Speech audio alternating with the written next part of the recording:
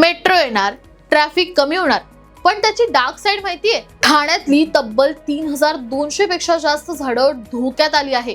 होय, ठाणे शहरात प्रस्तावित अंतर्गत वर्तुळाकार मेट्रो प्रकल्पासाठी एकूण 3212 झाडं बाधित होणार असल्याची माहिती समोर आली आहे. यापैकी 519 झाडं पूर्णपणे तोडली जाणार आहे, तर उर्वरित 2693 झाडांचं पुनरोपण केलं जाईल, असा दावा ठाणे म्युनिसिपल कॉर्पोरेशन कडून करण्यात आला आहे. हा प्रकल्प सुमारे 12,000 कोटी रुपयांचा असून त्याचा आराखडा Maharashtra metro rail corporation limited म्हणजेच महामेट्रोच्या मदतीने तयार करण्यात आला आहे.